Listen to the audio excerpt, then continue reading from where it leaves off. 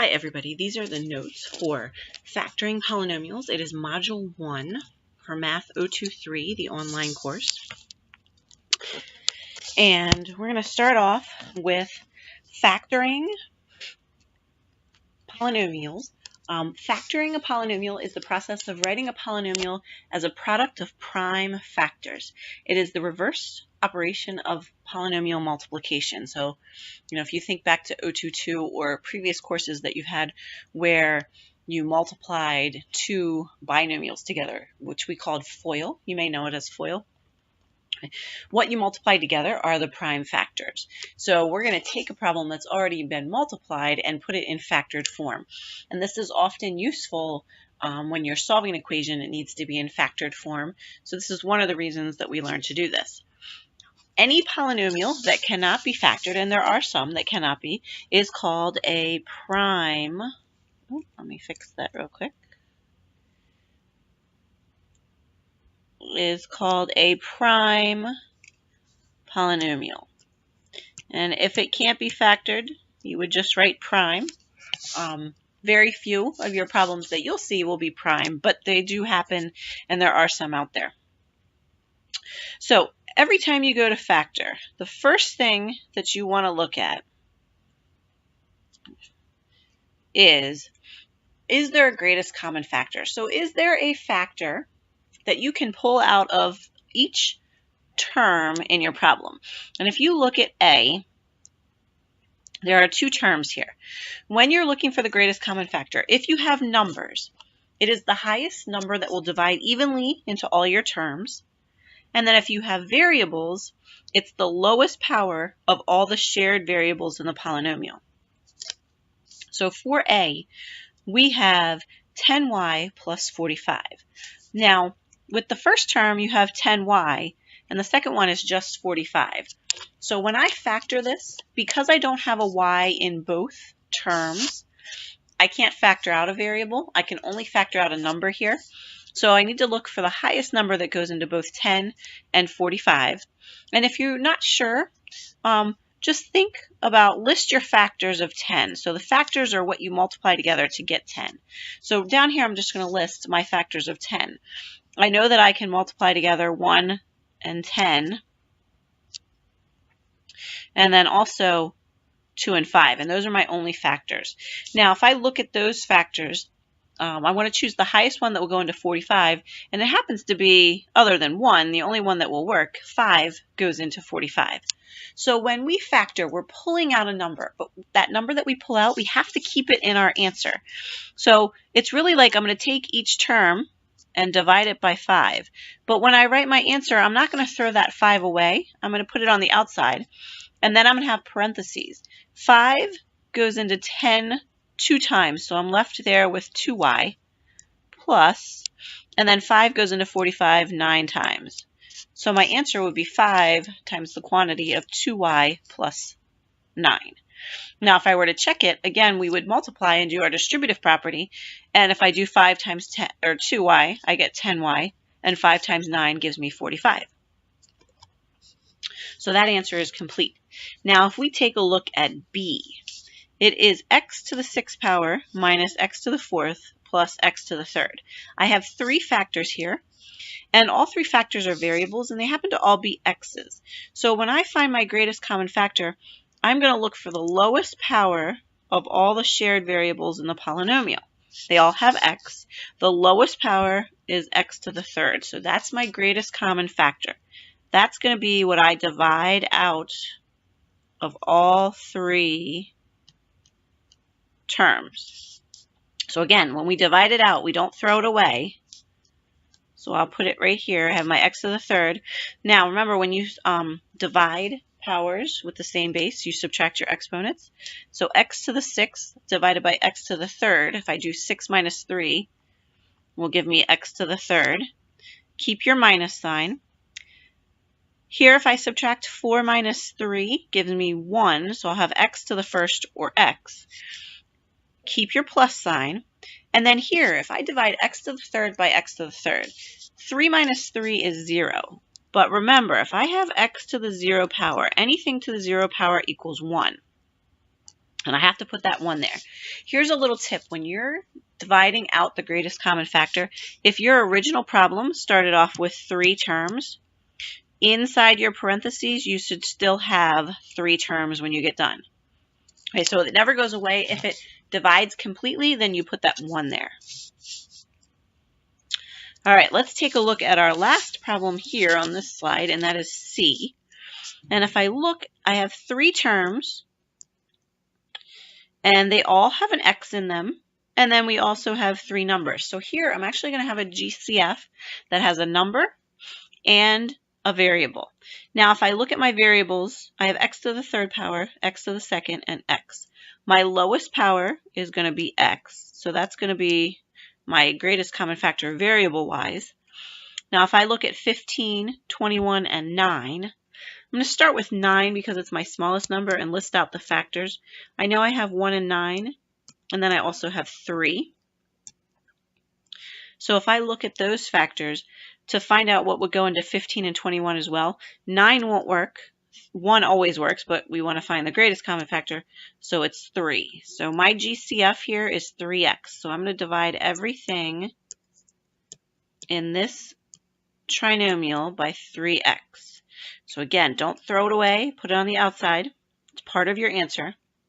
3 goes into 15 5 times. X cubed divided by x. 3 minus 1 gives me x squared. Sorry, I'm not the best at writing with a stylus. All right, keep your minus sign. 21 divided by 3 is 7.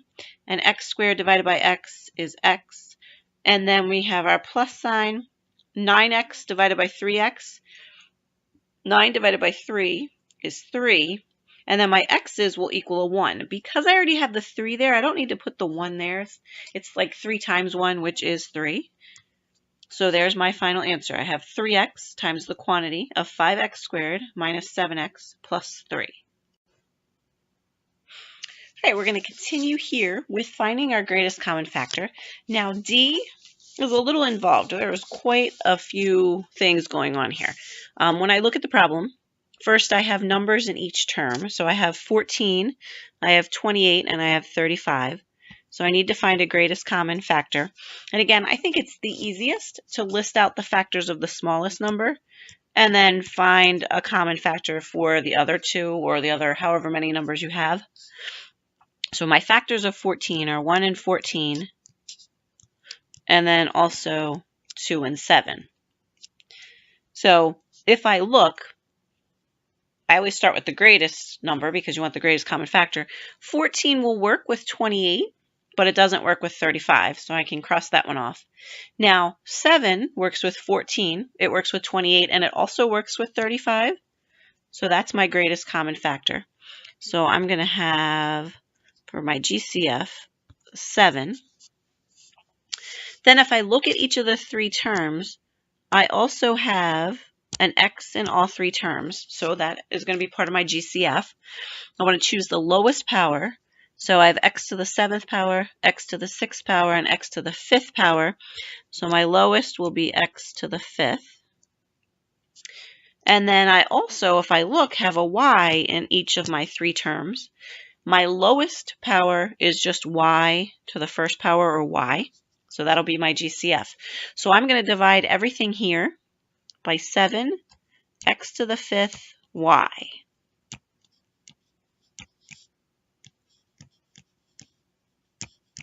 Okay. And when I divide, again, I have 3 terms here. So in my parentheses, I'm going to also have 3 terms as well. So 14 divided by 7 is 2. And then x to the 7th divided by x to the 5th. Again, you subtract. So 7 minus 5 is 2. So I'll have x squared. And y squared divided by y will be y, because 2 minus 1 is 1. Keep your minus sign. Here, 28 divided by 7 is 4. X to the 6th divided by x to the 5th. 6 minus 5 is 1, so we have an x. Excuse me. And then y squared divided by y, again, will be y, because 2 minus 1 is 1. Keep my plus sign. 35 divided by 7 is 5. X to the 5th divided by x to the 5th. That equals a 1. And again, because I already have the 5 there, I don't need to put the 1 in. I have something in that spot.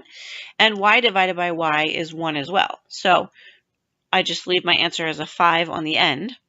So my final answer is 7 x to the 5th y times the quantity of 2x squared y minus 4xy plus 5. And then when we take a look at our last problem here, we have E. We have 3 terms, and we have numbers and letters in each term. However, if I start with the variables, if I look, I have an x in this term, a y in this term, and a z in this term. I do not have a common variable in all 3 terms. So when I'm finding my greatest common factor, because I don't have like an x in all 3 terms or a y in all 3 terms, they're all 3 different variables. I'm not going to have a variable in my greatest common factor. And then, so that leaves me with just a number. But if I look at my factors of 4, so if I write my factors of 4 here, it's 1 and 4 and 2. Now, if I look, 4 doesn't work with 5 or 6, so that one's out. 2 works with 6, but not 5, so that's out. And that just leaves us with 1, which you never factor out a 1. It's always assumed that it's there. There is no greatest common factor for this problem. So this problem, because there's nothing that we can do, it is prime. Here's one of our prime problems because I can't factor it at all. I can't take a GCF out or anything else. All right, so here is our next section, and what we're going to look at here is factoring by grouping. We will use factoring by grouping when we have a polynomial containing 4 terms to be factored. Now remember, terms are the product of a number and a variable or simply a single number, but terms are always held together by addition and subtraction. So if I look at this problem here, I have 5x, that's a term, plus 15, that's my constant term, a single number, plus xy, it's the product of 2 variables, plus 3y. So I have 4 terms there. Now, anytime you go to factor a problem, the very first thing you do, no matter what the problem is look for the greatest common factor.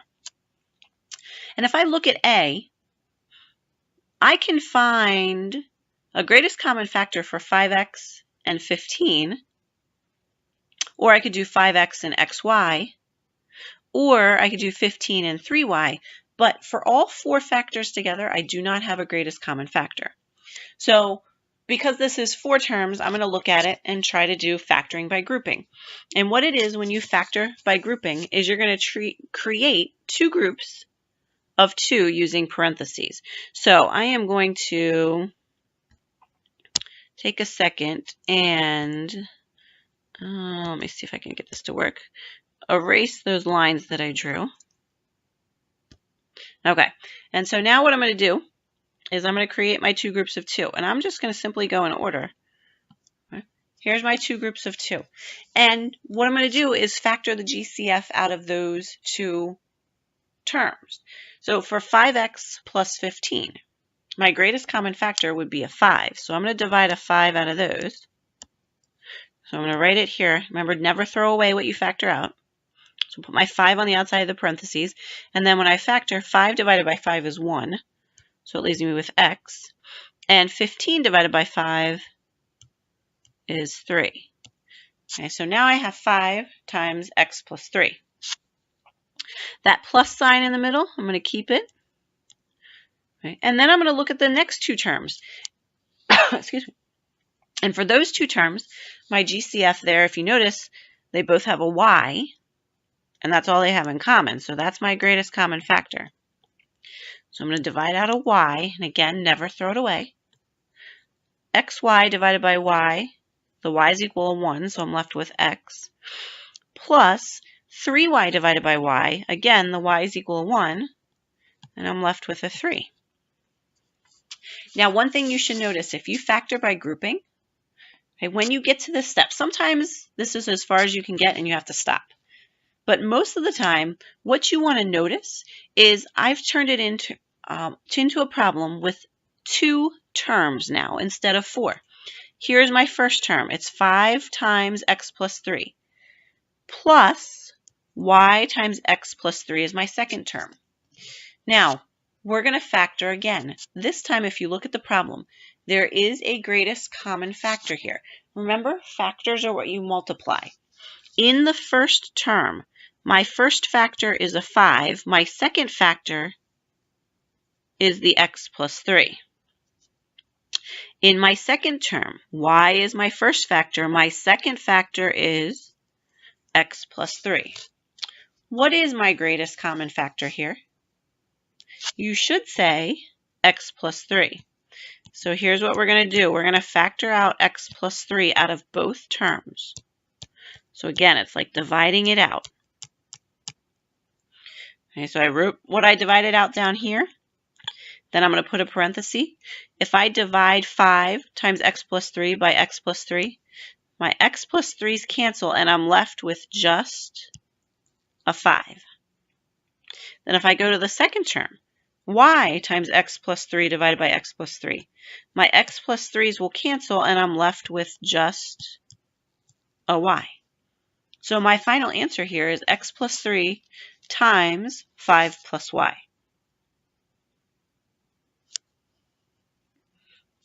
Let's take a look at B. All right, again, I don't have a greatest common factor for all 4 terms, but I can group them in groups of 2 and factor out greatest common factors. So if I look at the first 2 terms, my greatest common factor, 8 and 7 have a common factor of 1, so I can't factor out a number. But I do notice they both have a W in them. So W is my GCF here. So again, I'm going to write my W here, put my parentheses. 8W squared divided by W gives me 8W, because W squared divided by W is W. Keep my plus sign. 7WV divided by W, remember those W's equal a 1, so I'm left with just 7V. Okay, and then keep your plus sign. Now, my GCF here. If you notice, and this is a hard part, 8W and 7V, what's their greatest common factor? 8 and 7, the GCF is 1, and my variables aren't the same. So this is what I'm going to do. I am going to factor out here a 1, and really it's just to kind of help us visually. That 1 will go on the outside, and then we have our 8W plus 7V. If you get good at this, you don't necessarily have to put that 1 on the outside, but you'll see when we go to factor it again how it helps you. Now notice again, I'm going to go to red this time so you can see. Look at my 2 terms. Okay, I have 2 terms here, and they both have the same problem in the parentheses. Remember, that is your GCF. So I'm going to factor out now 8W plus 7V. All right, and remember, whatever you factor out, you keep, you don't throw it away. All right, that's a bad W. There we go. So I'm going to write it right there. And then, again, for the first one, the terms cancel out, and I'm left with just a W. Keep my plus sign. And the second one, there's that 1 that I need. So my final answer is 8W plus 7V times W plus 1. Okay, so here we are on our last 2 factoring by groupings. And again, I'm going to factor. I'm going to make 2 groups of 2 here. But with this problem, because we have minus signs in there, you have to be a little careful. And I want you to go back and look at the top of your notes there where it says factoring by grouping. And the notes, it says create 2 groups of 2 using parentheses, which we did. Factor out the GCF from each group, which we're going to do. But it also has that special note there. It says, if the first term in the group is negative, then the GCF is negative. If you look here, 2x to the 3rd power is a positive number, so we're pulling out a positive GCF. But we had that minus sign with the 10x, so that's negative. So when we pull out our GCF here, whatever it is, it's going to be a negative number. And you'll see why when we get done, why you do that. So let's factor out our GCF from our first two terms. And I only have the 2 and a 1, so I don't have a GCF there other than 1. But I have x cubed and x squared. So my lowest value would be x squared. So I'm going to factor out an x squared from both terms. And 2x cubed divided by x squared will leave me with 2x, because 3 minus 2 is 1. So I have 1x left. Keep my minus sign, and then x squared divided by x squared. Remember, it looks like they cancel out. They don't cancel out, but they equal a 1. And then when we get over here, for 10x and 5, my GCF is 5. But again, because I have this negative here, it's going to be a negative 5 that we're dividing out. So I'll put my negative 5 here. And then negative 10x divided by negative 5 gives me a positive 2x, because two negatives make a positive. And then here we have a positive 5 divided by a negative 5. 5 divided by 5 is 1, but a positive and a negative makes it a negative 1. And you notice, because we used the negative 5, my two parentheses are the same. If I hadn't used the negative 5, I would have had the same numbers in my parentheses, but the signs would have been different, and I couldn't have factored it further. So if that's the case, if you end up with the same numbers within your parentheses, but it's factoring by grouping, you should be able to go further. So double check, did you miss a negative somewhere, or did you add a negative in when you shouldn't have? So the last thing we want to do here is take our two terms and pull out our GCF, which again will be the parentheses. So it's the 2x minus 1. So on the first one, I'm going to write what I factored out, my 2x minus 1. But then I'm left with x squared, and then over here, minus 5. And I can't go any further, so that's my answer. All right, let's take a look at D, our last one. Again, let's group it into two groups of 2. And for the first set, my GCF will be y squared. So I'll have y squared here. And then 4y to the 4th divided by y squared will be 4y squared. And then y squared divided by y squared, again, it equals 1. So plus 1. Next, it's a positive 20, so we're going to have a positive GCF. And we have 20y cubed and 5y. They both have y's, so we're going to use a y. And for 20 and 5, my GCF would be 5. So we have GCF of 5y altogether.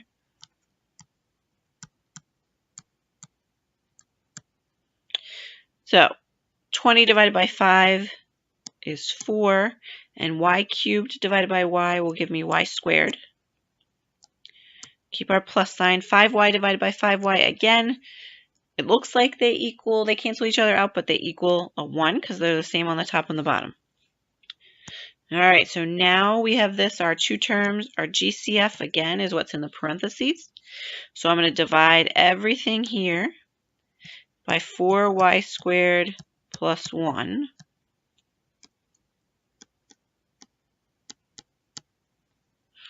And don't throw it away, so write what you're dividing out first. So 4y squared plus 1. And then those will cancel, and we're left with y squared plus 5y. And that's my final answer. So for this section, we're going to look at factoring a difference of perfect squares. So far, what we've looked at with factoring is the first thing you should always do is the first thing we did is look for a greatest common factor. No matter what the problem is, always hunt for that greatest common factor. Next, what you want to do is look at your number of terms. We had 4 terms, so we factored by grouping. Here, we have 2 terms. When you have 2 terms, the first thing I want you to look at is, 1, is it subtraction? Because the factoring of a difference of perfect squares means you have to have subtraction. And then look at your two terms. So here I have x squared and I have 225. Are they perfect squares? X squared, the square root of x squared is x. So it is a perfect term. The square root, when I say square root, it looks like this, of 225. Okay, remember you're looking for what number will go into 225 twice, or you can multiply together twice to get 225, and that would be 15. So it is a perfect square because it's a perfect whole number. When you factor the difference of perfect squares, if you have two perfect squares with subtraction, the way you factor it is you're going to do two terms. It's going to be a plus b, so the square root of a squared minus the square root of b squared. So it would be a plus b times a minus b. So again, for each of these, it is the square root. I'm not sure I can get it to write on there. Here, let me write it here. The square root of a squared is equal to a, and the square root of b squared is equal to b. So that's where the a and b come from. So here we know the square root of x squared equals x, and the square root of 225 is 15. So when I factor this, because it's subtraction and it's two terms, it's the difference of perfect squares, it is going to be factored as x plus 15 times x minus 15. Now, I put the plus first. Doesn't matter. I could have written it x minus 15 times x plus 15. The order of the two terms doesn't matter. It doesn't matter if you put the plus sign first or the minus sign first. But my final answer is one of these two right here. Okay. Now, if we look at B, 9 and 36, they are perfect squares. But there is a greatest common factor that I can pull out of this. Remember, the first thing you do whenever you factor is look at your terms, however many you have, and is there a greatest common factor you can pull out of everything? And here there is. I can pull out a 9. So that's what I'm going to do first. I'm going to divide out a 9. And when I do that, it's going to leave me with 9 times x squared minus, and 36 divided by 9 is 4, and I'll have y squared. Okay. Now, I pulled out the greatest common factor, but can I still factor? That's something you have to look at. And here, x squared is a perfect square. We know that the square root of x squared equals x. And then 4y squared. The square root of 4 is 2, because 2 times 2 is 4. And the square root of y squared is y. I have subtraction, I have two terms. So I can factor this part further. So what I'm going to do is, again, never throw away that 9, keep it. And then I'm going to factor the x squared minus 4y into this format.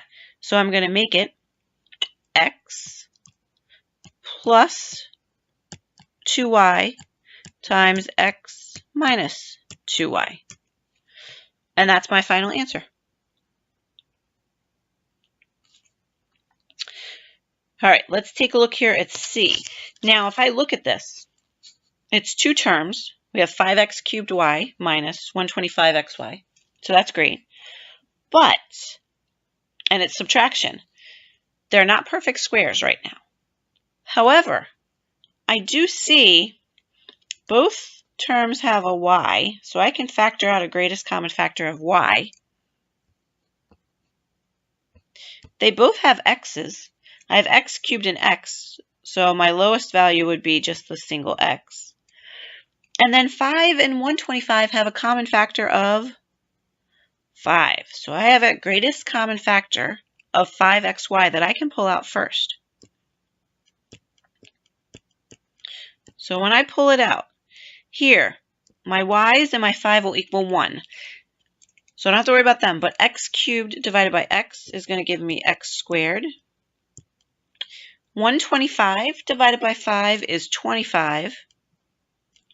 And the x and y will equal 1. So there, we're done with those. Excuse me. So now, it looks like I'm done. However, if you look here at my my expression there. Two terms, they're both perfect squares, so I can factor it further. So I'm going to keep the 5xy, again, never throw it away. But the square root of x squared is x, and the square root of 25 is 5. So I'm going to factor it as 5xy times x plus 5, and then x minus 5. And that's my final answer. Now, these problems, they're pretty easy once you get used to them and you recognize those perfect squares. But they become hard when you do tests and quizzes because you're so used to, we're going to do trinomials next, you'll be so used to seeing 3 terms that when it comes back to 2, you're like, I don't know what to do. I can't do anything. It's prime. Think 2 terms with subtraction, difference of perfect squares. Just kind of keep that in the back of your head. Okay, so we're continuing with our difference of perfect squares here. And if we take a look, for our first one, we have x to the 4th power. And if I just write this out, the square root of x to the 4th power equals x squared. Because remember, what you do is you divide the 2 into the 4. It goes in twice. And the square root of 81 equals 9. So I can factor this. It's going to become x squared plus 9 times x squared minus 9. Now, most of the time when we get to this point, we're done. But if you take a look, you always want to see, can I factor any further? I can't do anything with the x squared plus 9. But x squared minus 9,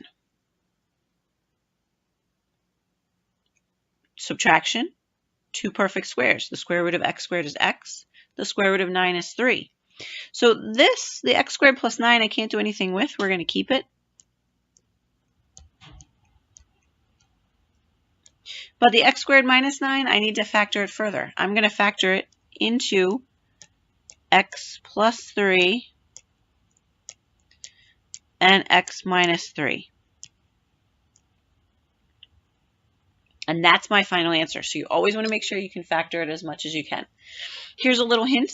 You'll see either this one or x to the 4th minus 16, because the square root of 16 is 4, which is also factorable. You'll see it on a test or a quiz or both. So make a little star, put a little note there. All right, let's take a look at E. Now, I can look at this, I see 2 terms and I see subtraction, but right off the bat, I don't see 2 perfect squares. So I need to look, is there a greatest common factor that I can pull out? You always start with the greatest common factor. And there's going to be, for 2 and 16, my GCF will be 2. They both have an x. We have x to the 5th and x. Remember, you choose the lowest power. So it's just going to be a single x. And then they both have a y, and they're both to the 1st power, so we'll choose that y. Okay, and again, never throw it away. Write it on the outside.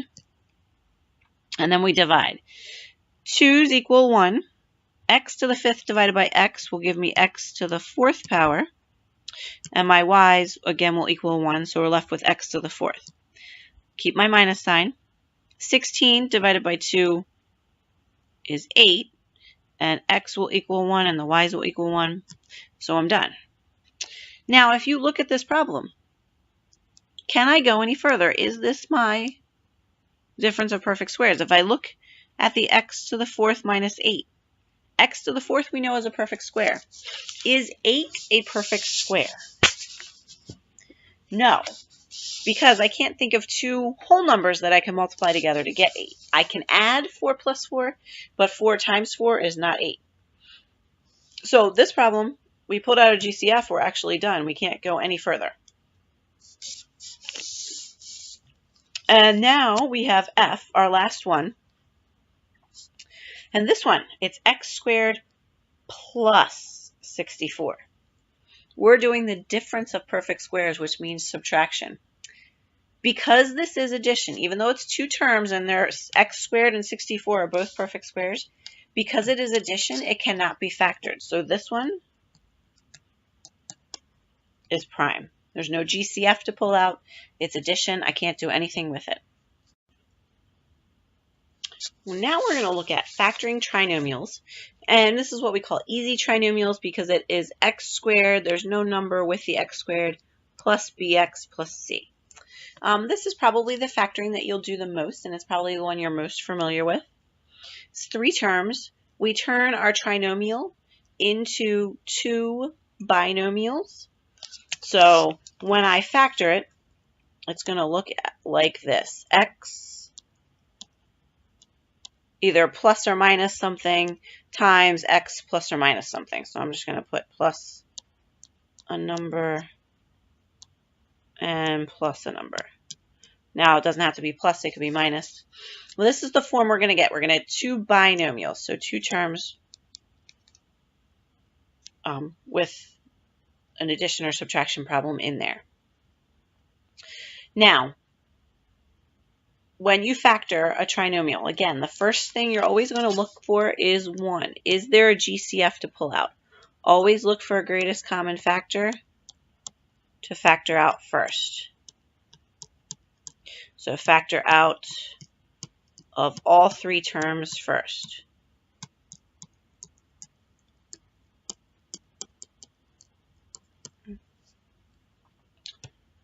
2, I want you to look at the signs of your numbers. So look at the signs of your, not numbers, but terms. So look at the signs.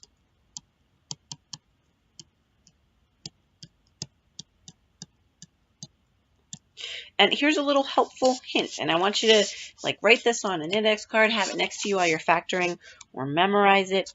Okay, if I have, and this is where it's going to be a little hard to write, but if I have x squared plus bx plus c, when I go to factor it, my 2 signs within my binomials are always going to be plus signs. So it's going to be x plus and x plus, and then we'll fill in our numbers there. If I have x squared minus bx minus c, okay, if I have 2 minus signs, when I factor this, it's going to be x plus a number times x minus a number. So this one, if you have 2 minus signs, you're going to have a plus and a minus. And this is because, remember when we checked this, or when we did multiplying polynomials, remember you FOIL those last 2 terms, a plus and a minus will give you this minus sign here. So if I FOIL these last 2, it's going to give me that minus there. All right, next, if you have x squared plus bx minus c, and again, it has to be in this order, the plus first and then the minus. When you factor it, it's going to be x plus a number times x minus a number.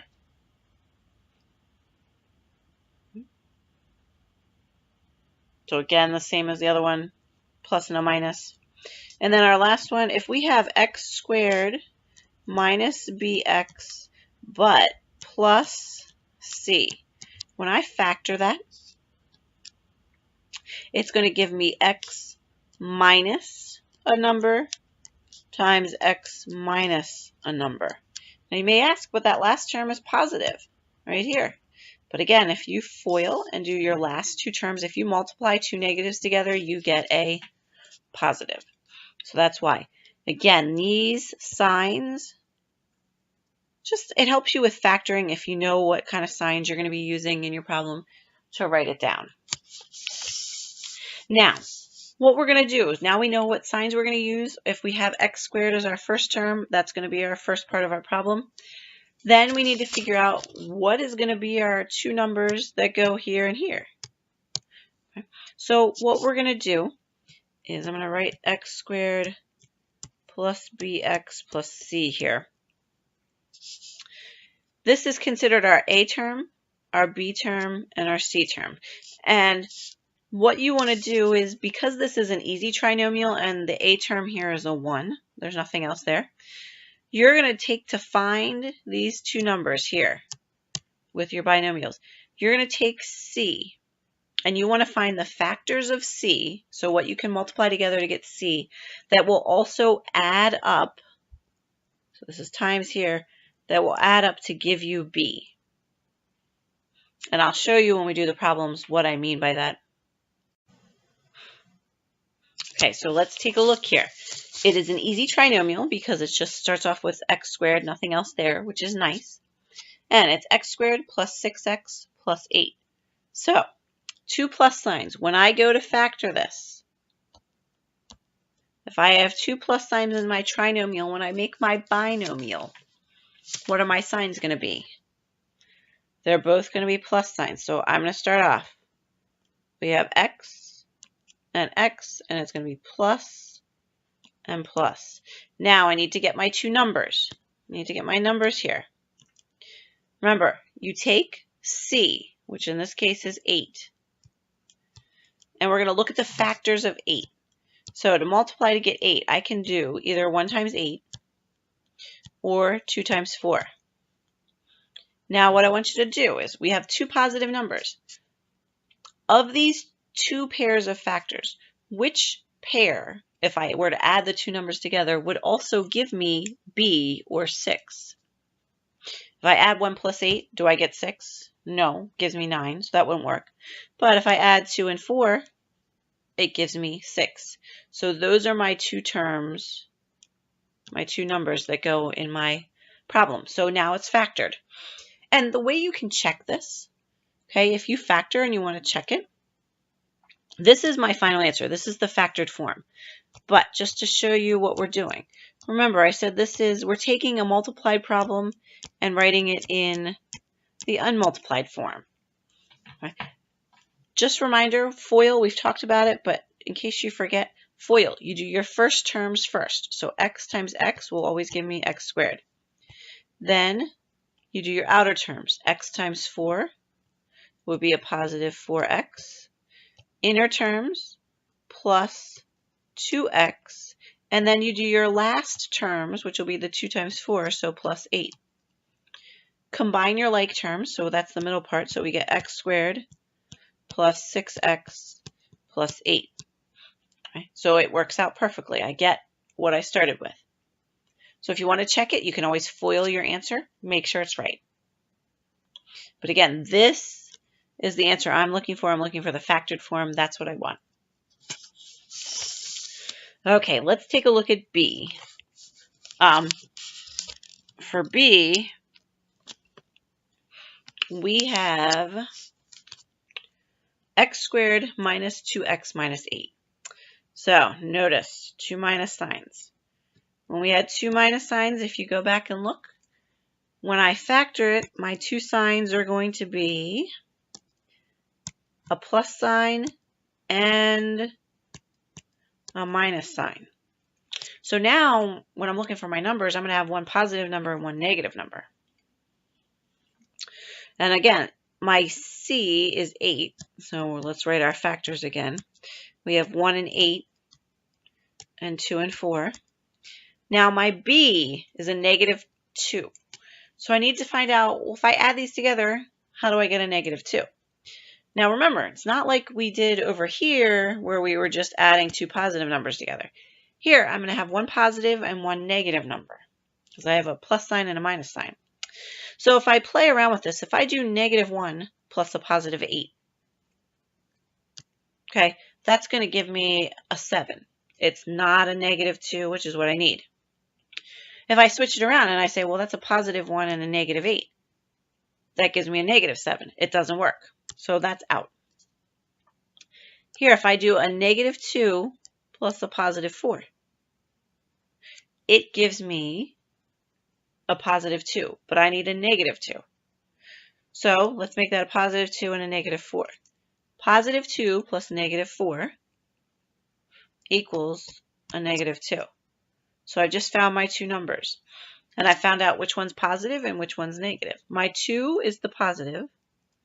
My 4 goes with the minus sign, it's the negative. And now we have a factored form. Okay, let's take a look at C. We have x squared plus 3x minus 70. So again, it's kind of nice because we have just the x squared there for the first term, so it makes it a little easier. Let me put my parentheses. And we'll have an x and an x. Now I have a plus and a minus in that order, and that order matters. If the plus is first and then the minus, our two signs are going to be 1 plus and 1 minus. Okay, this time my C is 70. It doesn't matter the sign of the C, we just want to find factors. So for factors of 70, I have 1 and 70, 2 and 35, 5, and I want to say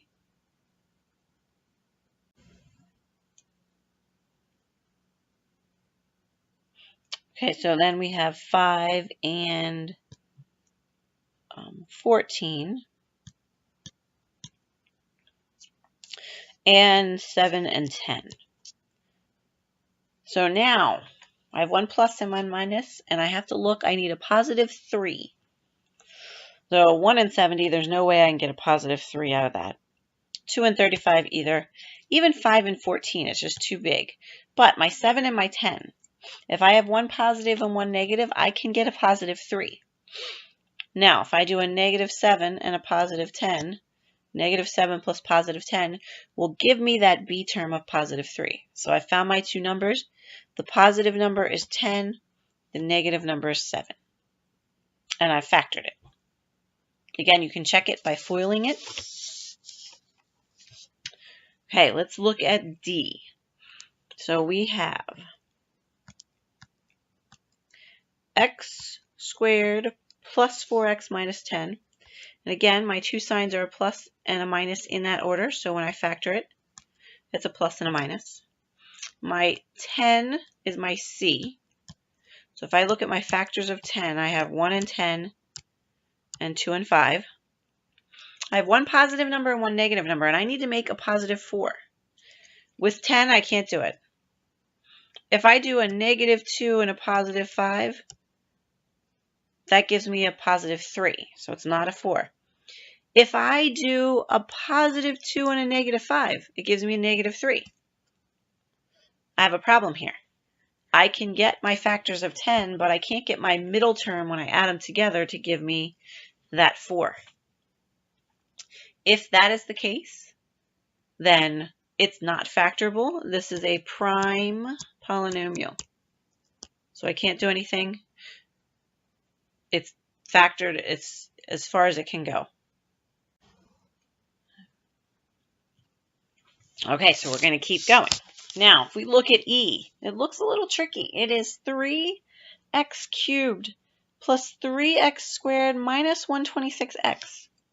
One, there are way too many x's in this problem, and there's a number there which we are not used to. But again, remember the first thing to do when you look at a problem is there a greatest common factor you can pull out first? And if you look, all three terms have an x, and 3 is a GCF for 3. They're both terms have 3. And 126, if you divide it by 3, you get 42. So 3 is the greatest common factor. So we're going to pull out first from every single term a 3x. So we'll have here 3x times, and then that's going to equal 1. X cubed divided by x will give me x squared. Keep our plus sign. X squared divided by x will give me an x, and the 3's equal 1. And minus 126 divided by 3 is 42, and x divided by x equals 1. So now I have 3x times x squared plus x minus 42. Let's try and factor this. So we got to still factor that trinomial if we can. Again, never get rid of the 3x, so we're going to keep it. But then I'm going to put my parentheses here. And I have x squared plus x minus 42. So again, if that order is there, it's going to be 1 plus and 1 minus. And don't forget, for my b term, it's just an x there, but the number is a 1. So now I'm going to look at my factors of 42 that will also add to a positive 1. I know I have two different numbers. So for 42, we have 1 and 42, 2 and 21, 3, and let me double check and see, 14. And then 4 does not go into it, 5 does not, but we also have 6 and 7. So I need to make a positive 1 with one positive number and one negative number. I can't do that with 1 and 42. 2 and 21, it's never going to happen. And 3 and 14, they're just so far apart that I would never get a positive 1. But the 6 and 7 can give me a positive 1. So now I need to decide which number needs to be positive and which one needs to be negative. If I make my 6 negative and my 7 positive, that's going to give me a positive 1x, or my b term.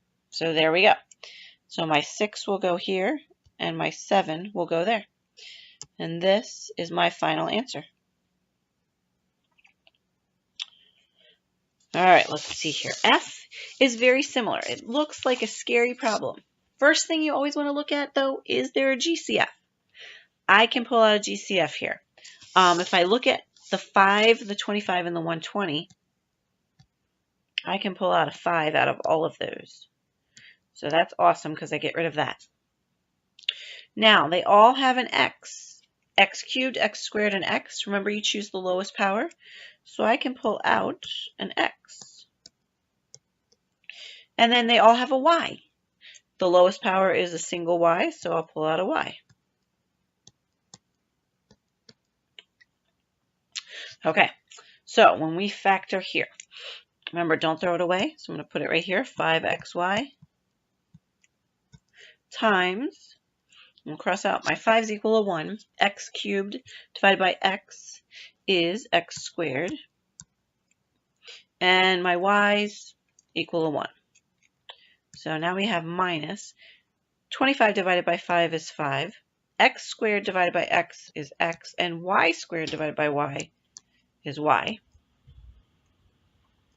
Minus 120 divided by 5 is going to be 24.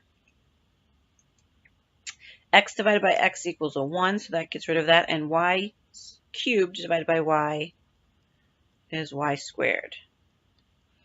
Right.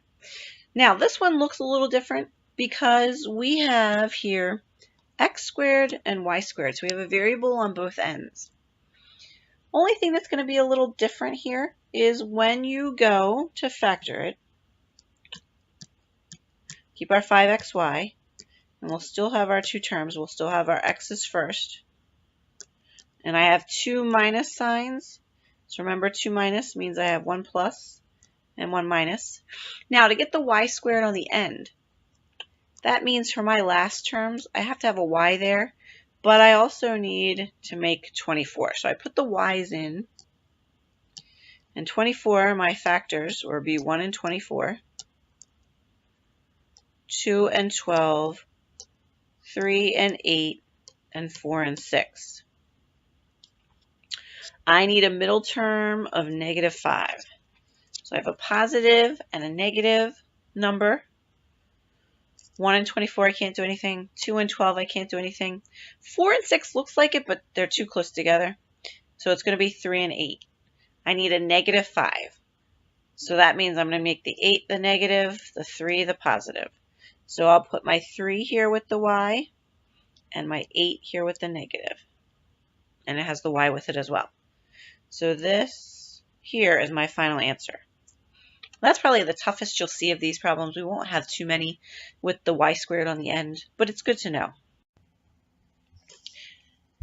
So here we're going to work on factoring trinomials in the form of ax squared plus bx plus c. And the difference between the ones we just did is now we have a number with x squared. So let's just take a look. For instance, we're going to factor, and it's not on your notes, but just an example, 3x squared plus 13x plus 4. Now, there are multiple ways to factor this. I use what I call the box method, which you could actually use with the easy trinomials that we just did. If you have another way that you know and you still get the same answer, you're fine to use that way. You can look up other ways. I try to teach only one way just because then it doesn't lead to confusion. If I teach multiple ways, sometimes you confuse the ways with each other. So the box method, and if you want to, for further information, a good website to look at would be purplemath.com. And if you look up box method, it'll show it to you. So what you do with the box method is you draw a box.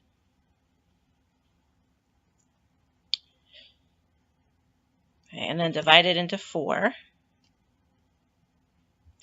All right, and in this first box right here, you're going to put the first term. So you're going to put your 3x squared here. And the fourth box, or the last box here, you're going to put your c term.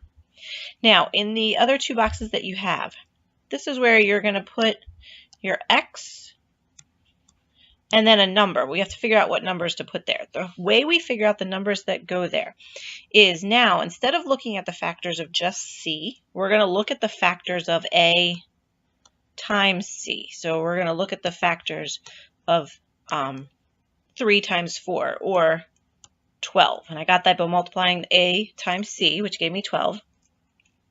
And now I'm going to list out my factors of 12, which are 1 and 12, 2 and 6, and 3 and 4. Now what I want to do is look for the factors that will add up to give me 12, but will also add to give me my middle term of 13. Your signs are important here. We have 2 plus signs. So when I factor it, if you recall from before, we will use 2 plus signs. And what I'm going to do is just put those plus signs right here on my boxes, because I'm going to use 2 plus signs. And 2 and 6, if I add them together, gives me 8. 3 and 7 gives, or 3 and 4 gives me 7. So those won't work. But 1 plus 12 gives me 13. So it doesn't matter what box you put where, but I'm going to put the 1 here and the 12 here. I could have switched it. I could have had the 12 here where the 1 is and the 1 where the 12 is. Now that you have it in your box, what you want to do is you're going to factor the greatest common factor out of your common boxes. So we're going to start, and we're going to factor up first. So I'm going to factor the 2 boxes with 3x squared and 12x. My greatest common factor for 3 and 12 is 3. And then x squared and x would leave it with x. So when I factored up, I got 3x there. And then what I'm going to do here is factor up for 1x and 4. My greatest common factor there is only going to be 1. So we're done with that. Now what we have to do is we have to factor one more time. This time we're going to go from left to right. So I'm going to factor 3x squared and 1x now. For 3 and 1, my GCF is 1. And then for x squared and x, it would be x. And then we're going to do the same thing down here on the bottom. We're going to factor 12x and 4. And my greatest common factor there would be 4. Okay. What you get when you find your greatest common factor here, that is your answer. So my answer to this problem, when it is factored, it is 3x plus 1 times x plus 4. And we will practice this with more problems as we continue on. So next we're going to do our 5x squared plus 22x plus 8. And again, because I have that a term there, I'm going to make my box.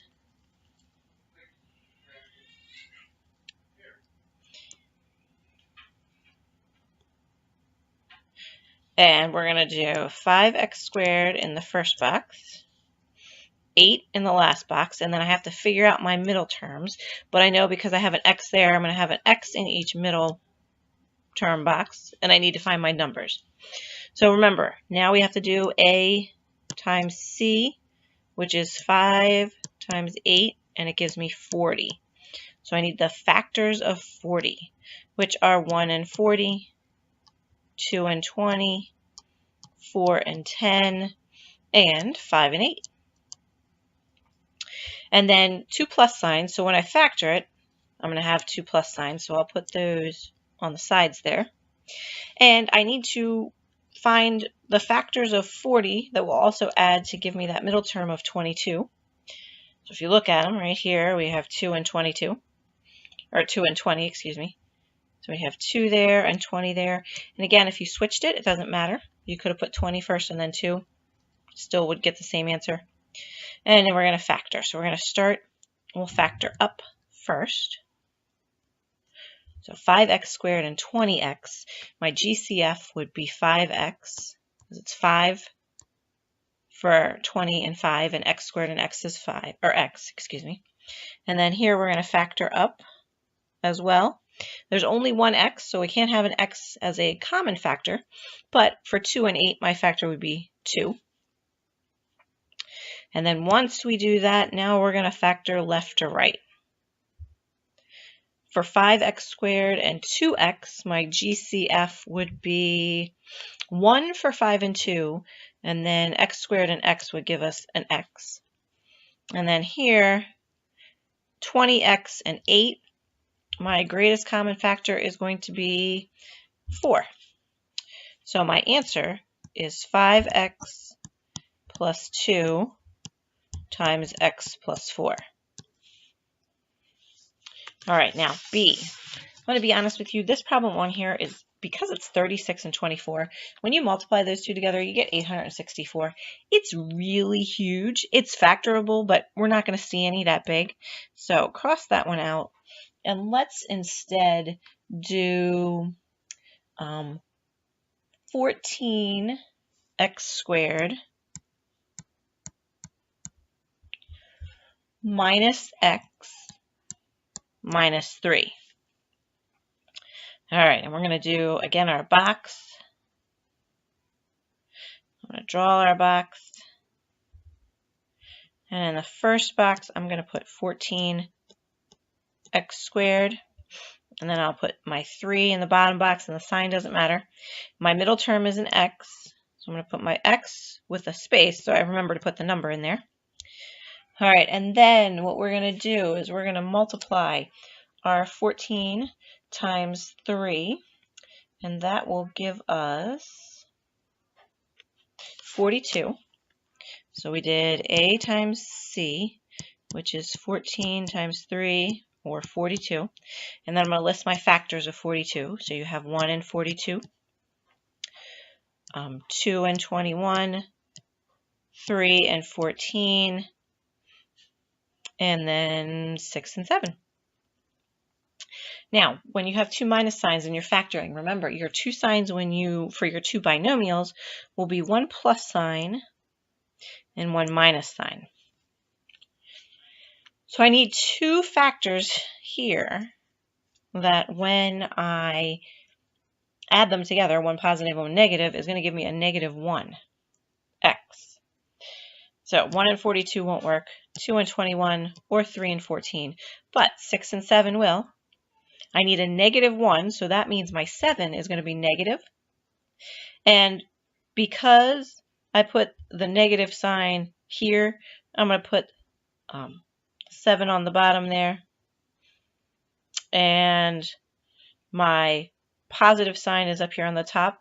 So that means that my 6 is going to be my positive. It's going to go right there. All right, then we're going to factor. And we'll go up first. So 14x squared and 7x would be 7x. 6x and 3 would be 3. Now we're going to go across. 14x squared and 6x will give me, let me see, I think 2x. And 7x and 3 will give me a 1. So my final factored form is 7x plus 3 times 2x minus 1. Okay, so let's take a look at C. We have 3x squared plus 20x minus 63. So again, I'm going to draw my box.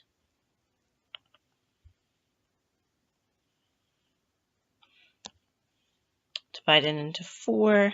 My A term, my 3x squared will go there. My 63 will go right there. And I'll put my x with my line. All right, then we're going to multiply A times C. So 3 times 63, which gives me 189. Okay, and my middle term is a 20x. My factors that I came up with this, and this is where you kind of just use that calculator to help you out a little bit. We have 9 and 21, 3 and 63, and 7 and 27. And I just kind of took 189. I knew that 1 and 189 wouldn't work, and I divided other numbers into it. I tried 3, 4, 5, and this is what I found. I need my signs are a plus and a minus in that order, so that means when I factor it, I'm going to have 1 plus and 1 minus. So let me put that in red so it's a little easier to see. 1 plus and 1 minus. And I'm going to use 7 and 27 because that will give me a positive 20. The 27 needs to be my positive, and the 7 needs to be my negative, so it'll go down there with the negative. Now I'm going to go ahead and factor, and we'll start by factoring straight up.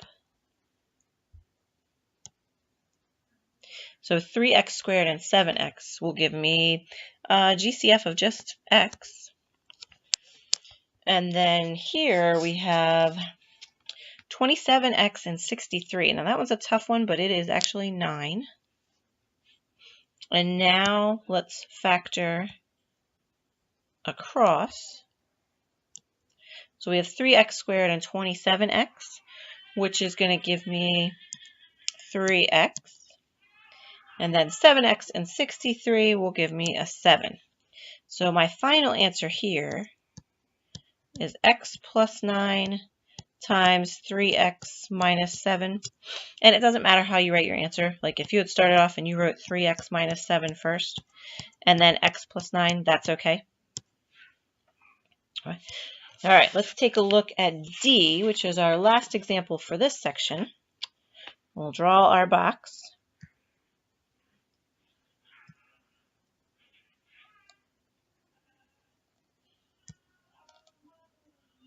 All right, here's my box. And we'll put 6x squared here, and then 5y squared here. Now my middle term this time is an xy, so I'm going to need both variables. Like I can always tell what variables I need in these two boxes because of the variables in the middle term. And then I just draw my line for my numbers. We are still going to multiply A times C, so we're going to do 6 times 5, and we get 30. My factors of 30 are 1 and 30, 2 and 15, and 3 and 10, and 5 and 6. I need a middle term of 13, and I have a negative and a plus in that order. So your two signs, if you recall, are both going to be minus signs. So I'll put my minus signs there, and two negatives, negative 3 plus negative 10 will give me negative 13. So because they're both the same, it doesn't matter where I put my numbers. And now we're going to go ahead and factor. So we'll factor straight up first. So 6x squared and 10xy. My GCF is going to be 2x. Here, when I factor, I have 3xy and 5y squared. My GCF is going to be 1y, or just y. And then let's factor left to right. 6x squared and 3xy is going to give me 3x. And then 10xy and 5y squared will leave me with 5y. So my final answer is 2x minus y times 3x minus 5y.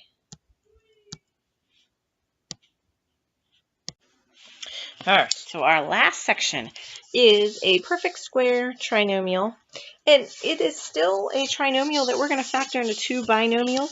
The problem, or not the problem with this, the way it's different is if you have an a term and a b term that are both perfect squares, and then your middle is 2 times those two, when you factor it, your answer will end up being, your two binomials will be exactly the same, and they'll end up being a plus b, and we'll write it squared. We'll simplify it as much as possible.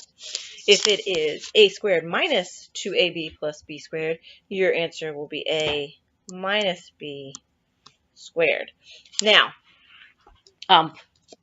you can factor these just the same as we just did. We can use our box or trial and error like we did with the easy trinomials. The only thing is, if your two binomials are exactly the same, you simplify it by writing them just once with the little squared on it. All right, so for our first one, we have x squared plus 22x plus 121. It is an easy trinomial, and there's two plus signs. So I'm going to have x and x, two plus signs. And then for 121, I know my factors of that are 1, 1, and 121, but also then 11 and 11. And I need a middle term of 22, so I'm going to use my two 11s. All right, so my final answer is x plus 11 times x plus 11, but I'm going to write it as x plus 11 squared. Okay, and that's what we're looking for. I know you're going to say it's silly, like just to do that last step, but some professors and some people are looking for that, and they will take points off if you don't do it. Because we want them in math, we want it as simplest as possible, and that's, we're making it in simplest form. All right, our next one is x squared y squared minus 10xy plus 25. This looks a little crazy, but it's still perfect square there. So the square root of x squared is x, the square root of y squared is y. So we'll put xy in both. It's a minus and a plus. So remember, our two signs are minus signs. And then my factors of 25 are just 1 and 25 and 5 and 5. So we need a negative 10. I'm going to use my two 5s. So when we finish it, we're going to have xy minus 5 squared. Okay, last two problems.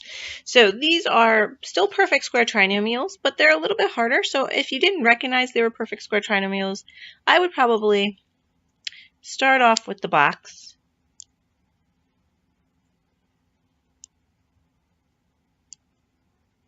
So we have 16x squared and 25, and then we'll have x and x here. Now, when we multiply 16 times 25, we get 400. And because it looks like it's a perfect square trinomial, what I'm going to start off by doing is look at my, what's the square root of 400? And it happens to be 20. I know I can do 20 times 20 to get 400. And that will also add to give me that 40x. So I started there. Now, if you didn't see that right away, you could look at all the factors of 400 and, find it. It just might take a little time. So I'm going to put my 20 here and my 20 here. And then there's two plus signs, so I'll put those there. And now we're going to factor first straight up. So 16x squared and 20x have a GCF of 4x.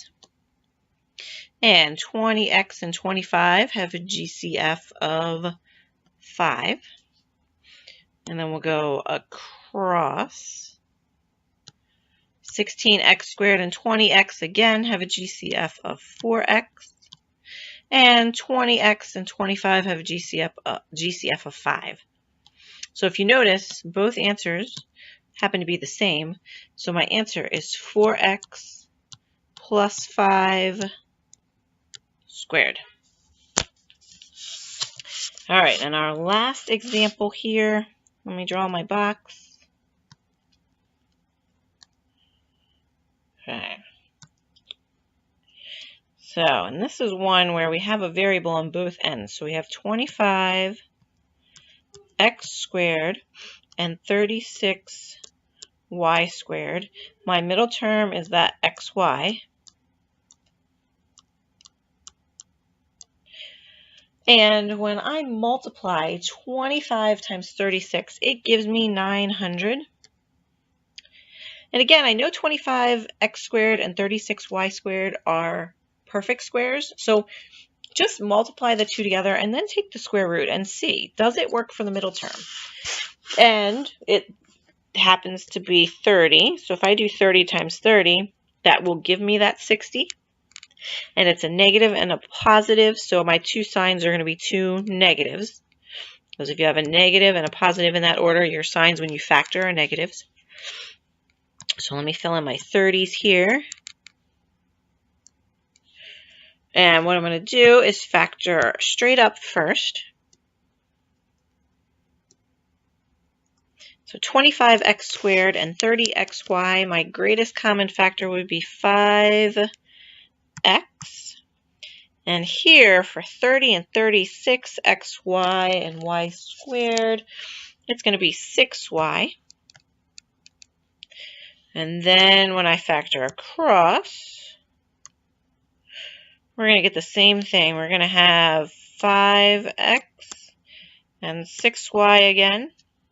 So my final answer is 5x minus 6y squared.